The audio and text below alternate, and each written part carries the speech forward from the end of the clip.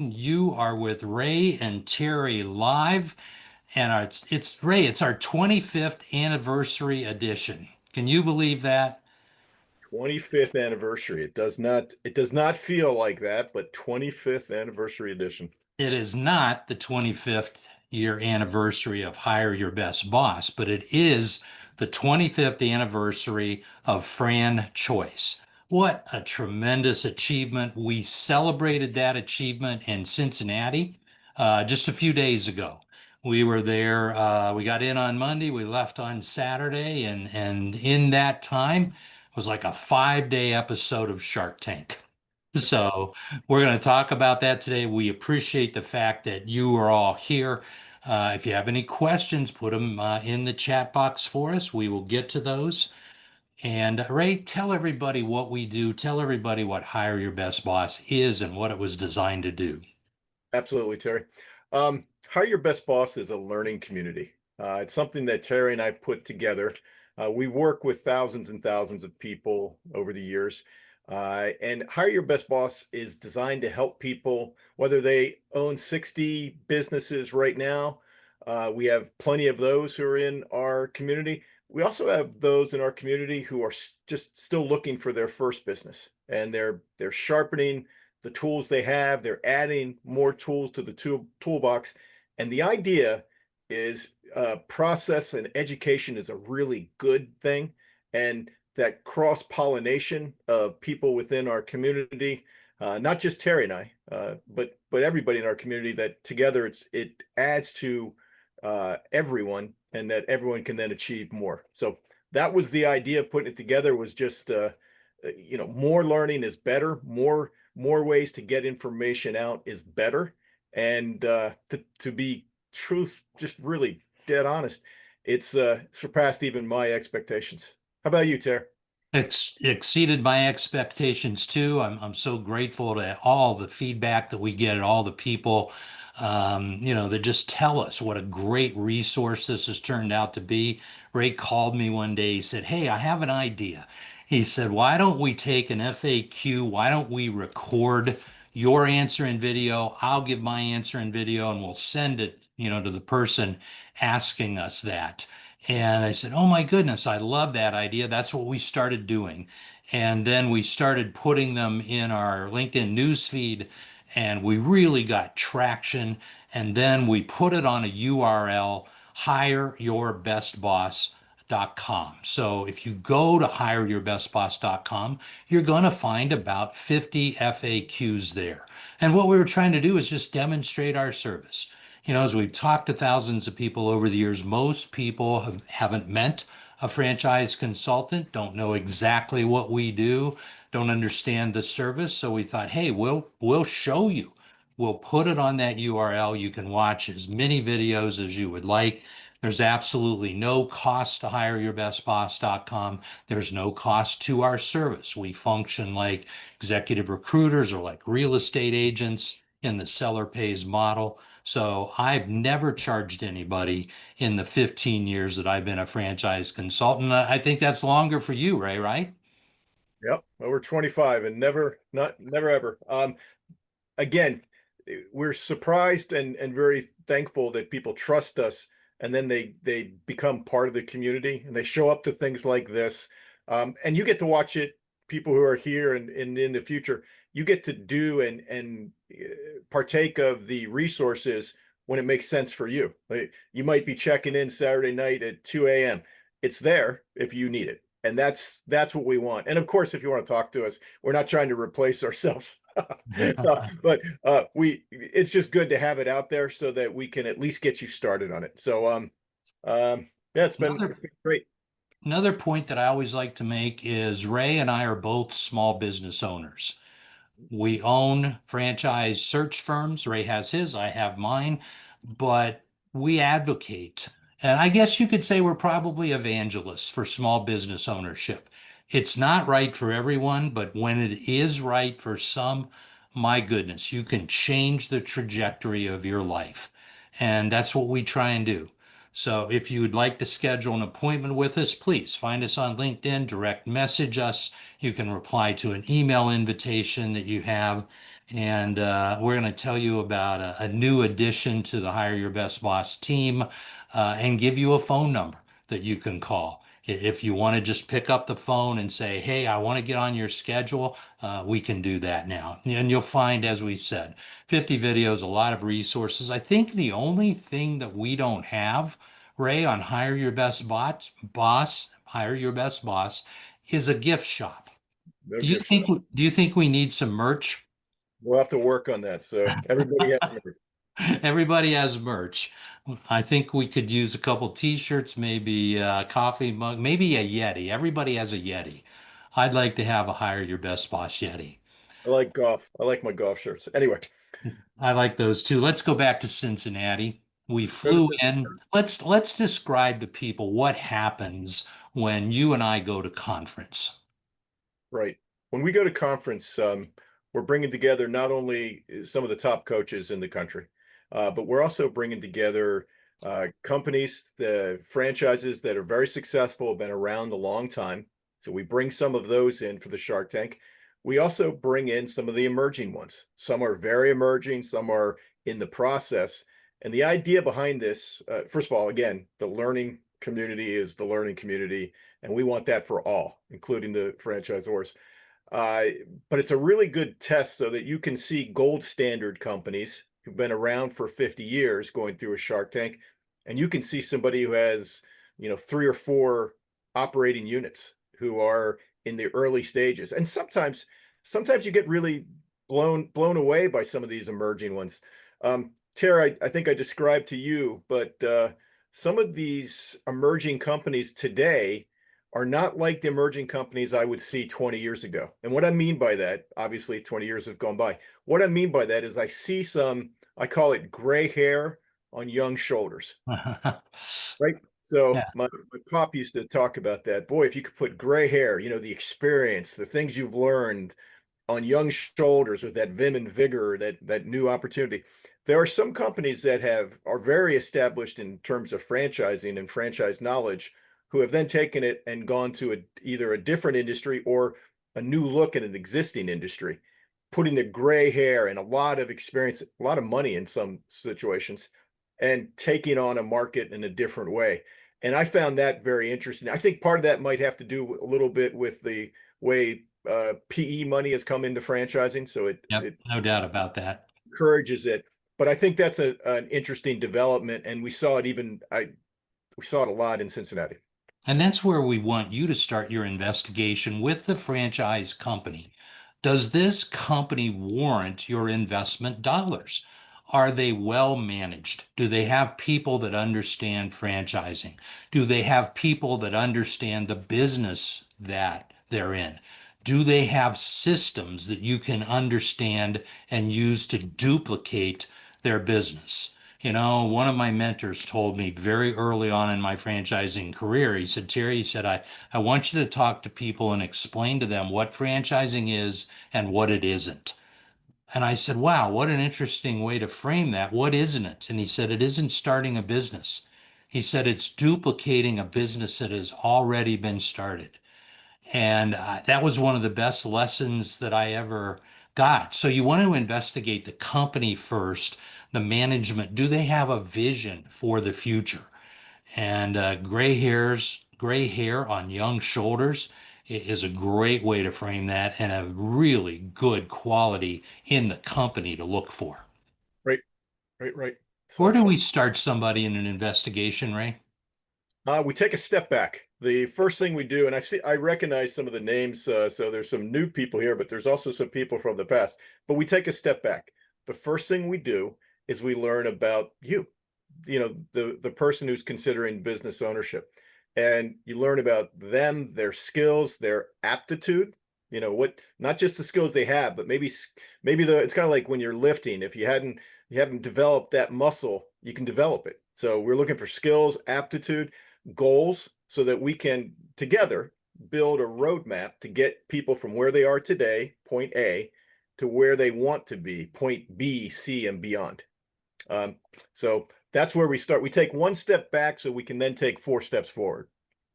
Yeah, we look for people that have leadership, right? We look for people that have management and we look for people that have sales or marketing skill sets. We're looking for people who have ambition to go out and build a business.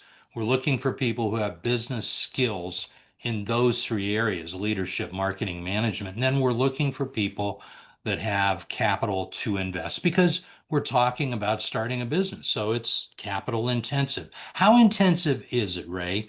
What's the range? What's the low end? What's the high end? I talk to people all the time and they say, well, I thought I needed $1 million to buy a franchise. And I said, well, we have franchises at that level of investment, but not necessary. What's the range for somebody out there today going, wow, I wonder if I can actually afford this? Yeah, I tell people all the time they're probably on the low end, you're probably going to be looking at 50, 75,000 into the mix. And it can go, I mean, if you're doing hotels, it can be millions, right? So it really runs the gamut. It's one of the reasons I think it's really good to figure out what your goals are and then why we take a step back so that we can figure out where you are. You don't always you don't buy the mansion on the first business, right? The first time you're buying a house, you don't often get the forever house. You might, but you don't often. Um, and you can also find businesses where you can scale. So you don't always have to drop, $10 million into that huge business. Sometimes you can take a business that you can scale, prove it to yourself, invest some time, not just money, but time. So I tend to think that most people kind of start off on the 500,000, 50,000 to 500,000 range total investment, usually, maybe even slightly lower than that. And they try to keep, most people aren't going in saying, I'm going to pay everything cash. They're looking at all the different financial options. They want to keep their cash dry. I had a candidate recently who told me, he goes, I like to keep my powder dry. I want to use other people's money. And I was like, amen. Um, Do we have other people's money? other people have other people's money. We can help point you in the right direction because every business is different and how you finance every business is different. So you might have a business that has a lot of equipment and they have equipment lease to own, for instance. You might find a business that's not capital intensive. How you finance that business might be very different than a business that you have a lot of equipment that you need to get, or vans or so it's different by the type. So generally speaking, at the end, I always talk to my folks about their expectations and how they were met as they went through the process. One of the big ahas I heard is that it actually costs less than they thought in terms of money. They also say sometimes it costs a little bit more in terms of time in the first 3 months. And I'm like, Mhm. yeah, when you have a baby, it's hard to quantify. It's just the first 3 months is hard. Yeah. Sometimes the first 6 months, And I sometimes the think an first 25 important years. point, an important point is start that financing and funding conversation early so that you understand your options. I've talked to a lot of people over the years that want to wait kind of to the end. It's like, well, let me understand what you do and let me find a franchise and then I'll figure out, how to finance it. That's not a best practice. A best practice is jump in early, understand what financial resources that you have because that's probably going to open up more options. Could And you're save not you spending money. money then. I'm sorry to interrupt. You're not No, spending money then. You're just seeing what the options are. If the first time you buy a house, you probably wanted to figure out what your options were. Like what's the range? And I think that starting early, as you said, Terry, makes perfect sense so that you can see just ballpark. Like you don't know all the different options out there. Understand the lay of the land, then you'll go back to it if and when you get to a point where you're serious about company B, right? So we have a handful of companies that we can introduce you to that specialize in funding and financing franchises. That's what they do. So if it's a van-based business, maybe you get a vehicle leasing package. Most people don't consider that. These lenders and companies have commercial banks that they regularly do business with. So, commercial bank loan. How about an SBA guarantee? A lot of people have heard that three letters, SBA, Small Business Administration. They think you can get a loan from the SBA. You really don't. The loan comes from a commercial bank, but it's guaranteed by the government.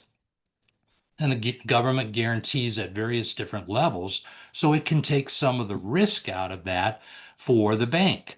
A lot of people don't know that banks have specific categories that they will and won't lend into. So it's important to work with a company that has multiple banks with multiple categories so they can go shop that loan for you. So you Excellent. need good credit, you need some skin in the game, you need some liquidity from your net worth. And that's one of the things that we work with you early on to help understand and decide because it's kind of dependent on which management model that we show you. There are three management models. There's an owner operator, there's a manage the manager, and there's an investor category. And you come in, at different levels based on three things: how you want to live, how you want to work, and how you want to play. If you can tell us what you want your life to look like, we can go find a business to fit that. And that's what we do every 6 months. That's what we did in Cincinnati. We rolled in, we had some dinner, we had some fun, and then we got down to working with the companies individually, going one-on-one, hearing presentations from the company, from their founders. We have a lot of founders that come to our conference. We love the founder's story. We want to know how that business was started. What were the bumps along the way? What did you do wrong? In addition to what are you doing right now? We want to understand who's representing that business. We want to understand how it competes in the marketplace. How does it work within that vertical? What's one of your favorite? As you left Cincinnati and were sitting in the airport, which we had plenty of time to sit in the airport on that travel day. What kept coming back to you? It's like, wow, that vertical really jumped out at me this time. There was two because I never get three actually that really came to mind. So I'm sure you're going to talk about one of them. Um, Home service businesses that are scalable. I think you Hmm. call blue collar gold. You'll run with it, but that's it's a very scalable sector. Different modes, whether you want to be owner operator or if you want to have a manager run. That's interesting. Um, Health and wellness. There's more Hmm. entries into health and wellness, and there's some gray hair on young shoulders that we'll talk about. And there's a whole real estate play that I see happening Hmm. I out agree. there. Some of them are utilizing this is probably a general statement, but I'm going to pick on real estate using AI to as a tool, not to replace, but as to make you more effective so that you can have better control of your time. And I thought that was pretty interesting. So I took the one and made it three. I probably stepped on yours. I'm sorry. What did you see, Ter? I saw home services and that started during the pandemic, right? When COVID hit and people didn't want to go anywhere close to an airplane, let alone a grocery store, right? They started putting money from the vacation fund into their homes, right? They'd redo the bathroom, or they'd add on a deck or whatever. And, we thought that that trend would kind of dip back again, and it hasn't. Home services have stayed extremely strong. And I think what we have 20 or 30 good franchises in that category. So, if you're so inclined to ask yourself the question, do I want blue collar employees or white collar employees, or is a mix of that okay? If you're good with that blue collar space, there are some beautiful businesses in that category, in and around the home, in and around disaster restoration, in and around building maintenance that most people don't think of. I'm sure you experience what I do when I get somebody on the phone. They talk about food because it's their exposure to franchising. And I honestly have a lot of people that say, I don't want food. Okay. I'm fine with that because there are 4,000 franchises in the US marketplace, give or take. And while food is everybody's exposure to the franchise industry, there are some beautiful businesses out there that are non-food related that most people don't think about. One of those categories is white collar B2B franchises, training, coaching, expense reduction. That category always jumps out at me. Did it jump out at you too, Ray?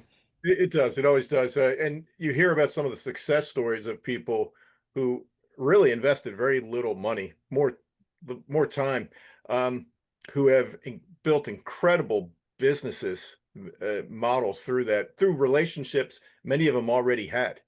They tend to think it's all sales. It's really depend on the right model. It's not all sales. I mean, it's Mhm. leadership. It's helping people with problems that they have. Many people come to the table with such executive experience that they can really turn into a great Mhm. business.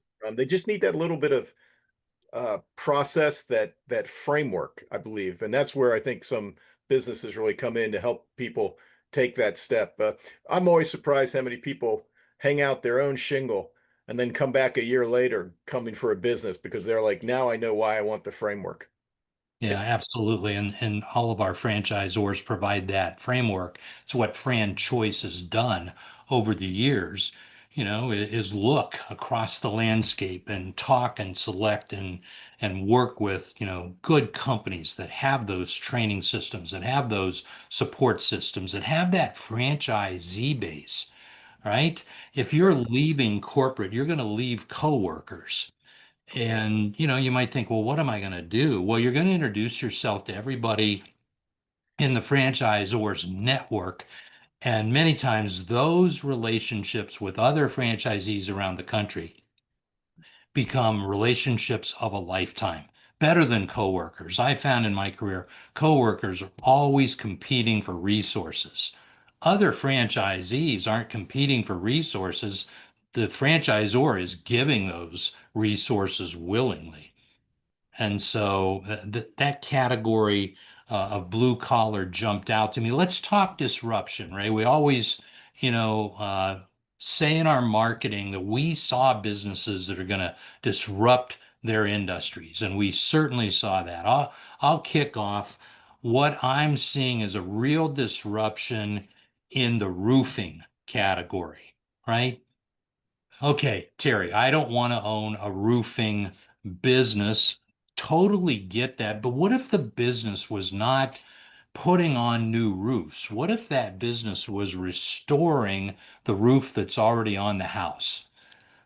Early in my career, I worked with a gentleman who had a window cleaning franchise, and he said, very first morning, he said, "We're going to go out and jump in the car and go get a coffee." And I thought, great, my type of training, right? I'll have a double double. But as we left his parking lot, he wanted me to count the number of windows that I saw. And he had a 3 mile radius, and I couldn't count all the windows. And so that applies to roofs. That applies to garage doors. That applies to parking lots. Some of these things that we take for granted, but there are businesses in there, and there's new technology for applying a spray to a roof that revitalizes the shingles that comes with massive guarantees on extending the length of a roof. We saw a brand new franchise in Cincinnati in that category. We have another franchisor who's been well established in that category. There is a disruption going on in the roofing business right now. And you don't have to do the tear offs and you don't have to have the dumpsters. You have a van-based business, with a one or a two man, usually a two-man crew, that will complete that project in a day and hand the homeowner a 15, 20, maybe even a longer guarantee on their roof. That is just blue collar gold, Ray, and very disruptive to that industry. Very much so. Very much so. What did you see? What's a disruptor? I'm going to go into the health, wellness, and beauty category. I keep seeing some companies who are, and particularly one on the top of my head, who is using technology, AI, and technology to eliminate a big source of pain for them, uh, which is the front desk person, and Mhm. the clients seem to prefer checking in on their own and then going to get their services, whatever the service may be, Mhm. getting it done. It does a couple things. It allows people to scale. It allows people to actually control the customer service experience better. Uh, they run this manager run, and they don't even build the flagship until they've gone through and made sure they had demand. So it keeps Mhm. the total investment lower until they've proven it. It's a whole lot easier to jump when you got a parachute. So Mhm. it's I find that it's a company that you and I have been watching for a couple years as they grow. Mhm. What we've seen how the founder has developed the business. I think other people are seeing this and are going to try to copy it. There's even a real estate play involved with it as you go through. So it's a really interesting take. I mean, I love the blue collar gold. And by the way, all the blue collar gold, a lot of people think that means they have to roll up their sleeves and do the work. You don't. I mean, there's some you could if you wanted to. Most of the ones aren't. I mean, some of them are owner operator models. Some are actually CEO models. You hire the people to do the work and you scale so just be open to the fact there can be the right model for you can be in many, various different industries. um, and there's certain industries, whether it's the blue collar gold industry, if we call it that, we might make our own industry, Tara. Or this the example I was using in the health, wellness, and beauty that are truly disrupting, and they're doing it in subtle ways that make a Mhm. big difference. And you really have to pay attention and dig in. It takes a while, but you can really see what's going on, and then you have to harness it too. Don't get a business like that and then don't use it, right?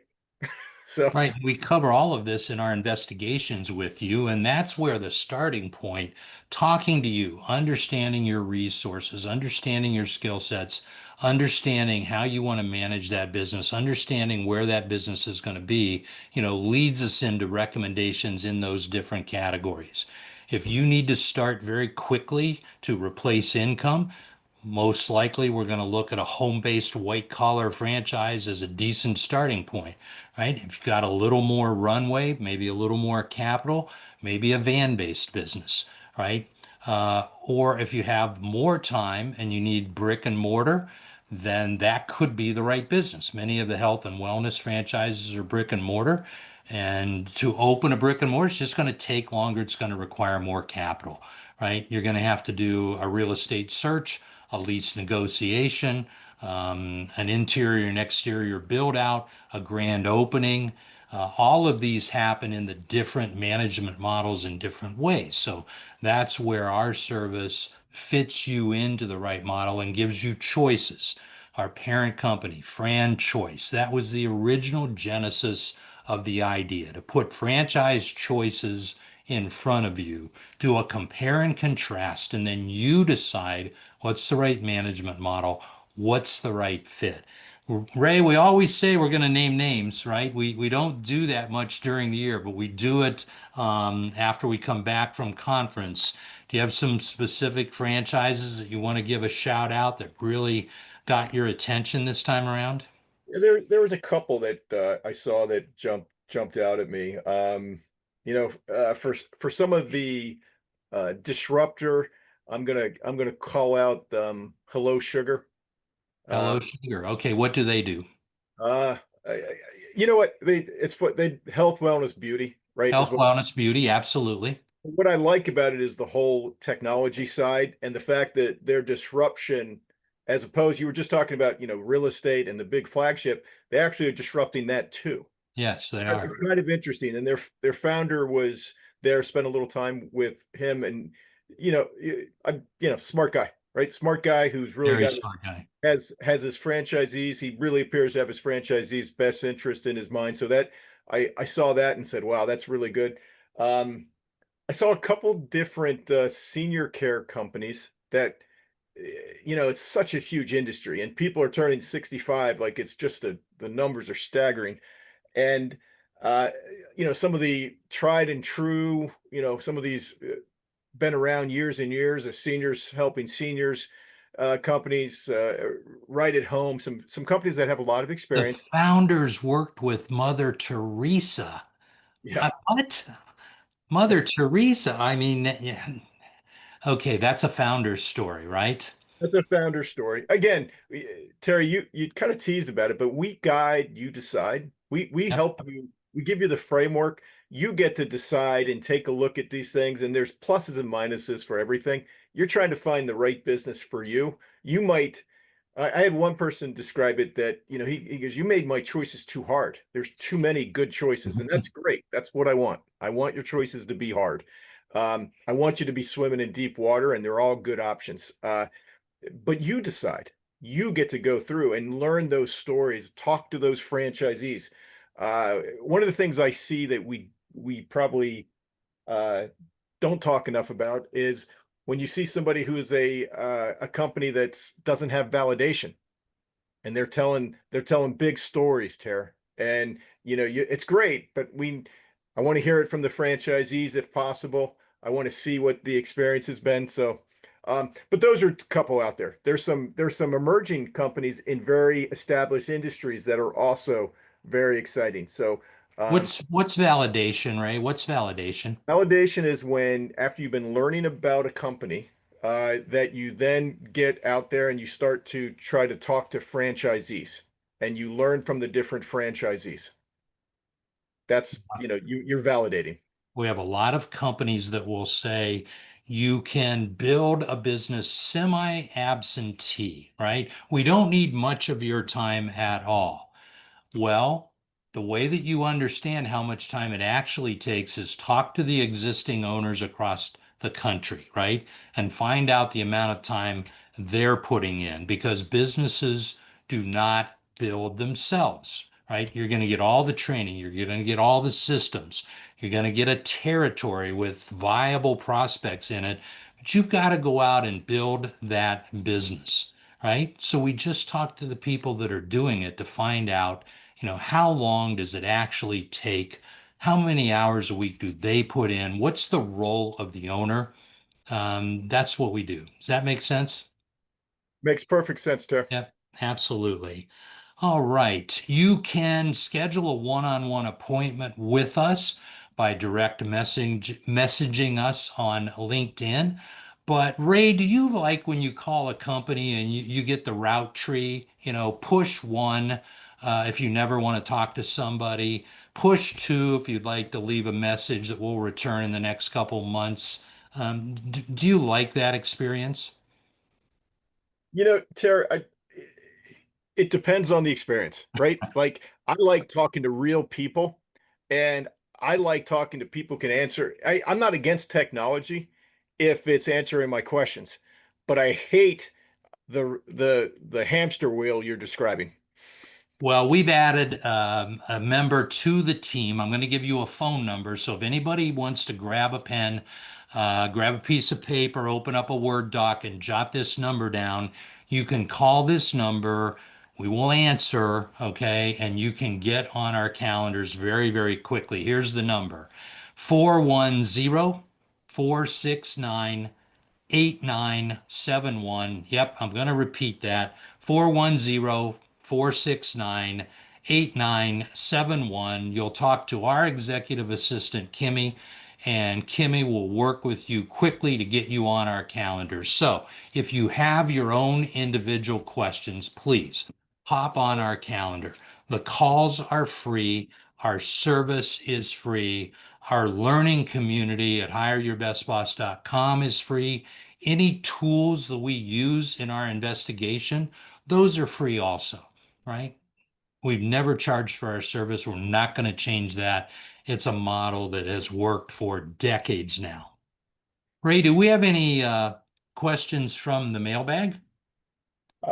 Terry, we had a couple questions come in, and I'm trying to put them all into one. So, How uh, about how about the chat box? Let's look at chat and see if there's anything in there. All right, I see the number to call Kimmy yeah, is in the chat box. I thought you had I did. I did. a I'm couple looking. I'm people. just looking to see right there the one I wanted here. The biggest one I have is, that keeps coming up is how do I know? How do I know where I can start and when I can start? Good question. Good question. So it depends on a couple different things. How much bandwidth you have to investigate, how many franchises you can investigate at any one time, what your capital resources are and the availability of that capital, and then the territory availability of a franchise that might match your strategy. So these are all things that we talk about. These are all things that we go over with you as we describe our process. We start with a written strategy so that we know what you're looking for. Then we interview the companies and listen to their value propositions. They have learning modules. Most of the good franchise companies will have 5, 6, 7 learning modules that you'll go through. It doesn't happen in a single call. Then we talk to franchisees, and then we put our financial projections together. So all of this comes together in what a comprehensive franchise investigation looks like. Did that answer the question, Ray? It did. It did. I had a second one. It was a two-parter. It said, "What are the traits of the best brands, and do medical reps make good franchise owners?" So I'm going to go first on this Go one. first. Um, let's do the second part first. Depends on the medical rep, but yes, they do. Medical reps, many of them have the ABCs that you need to be very successful, right? They have the experience, they have the skills and the tools, and they have some leadership skills. So yes, and the capital. Um, the traits of the best brands that we see, I'm always looking for strong leadership. Always Strong looking for leadership. I'm looking for a systemized support. Um, and then finally, let's not put unit economics. Like, what are the numbers? So What that's, are the numbers? I think I hit them. Anything you want to add to that? Yeah, I'd like to add, be careful of averages. Okay. If a franchise company has, and I'm going to make a number up, 203 franchisees in their system over the years, there will be 203 different profit and loss statements because each of the individual franchisees are running their own small business. So, are there aggregate numbers? Yes, there absolutely are. Any statistical set of numbers has averages and aggregates. But you need to talk to the individual owners to understand how money flows through their profit and loss statement, right? Because you're not compensated with wages when you're a small business owner, you're compensated with profits. And the US tax code is your best friend when you're a small business owner. Small business owners have more legitimate tax advantage in the code than anybody else. So if you're on a W-2, if you're grinding it out, you are one of the least advantaged people in the US. You just don't get the same advantages that a small business owner gets. We should explore that during your investigation. Excellent, Tara. Well, it's probably getting close to the end, Tara. I Thanks think for it's about time to wrap up. I think it is. So my final thing, everyone, thanks for coming. I appreciate it. The challenge I have for you just to consider is, what would your life be like if you could be your best boss? Many of you who have joined have been your best boss. It's a fun, also can be a scary journey. It starts with the first step, which is learning what's out there. What do you have words of wisdom to end with, Mr. Coker? Well, I just want to say thank you for being here. I also want to encourage you to have a one-on-one conversation with us. Email us, direct message us, pick up the phone and call us. I'll give that phone number one more time before we sign off, but we appreciate that you're here today. The magic happens when we get one-on-one and you can ask us your franchise questions and we can give you answers that are tailored directly to you and directly to your situation in your geography and see if a business is available in your zip code. So if you want to jump on our calendars, call Kimmy. That number is 410 469 8971. 410-469-8971. And I want to thank you, Ray, for being here today. These are always fun. Thanks, Tara. This was fun. Thanks everyone for showing up. Thanks, everybody. Bye-bye.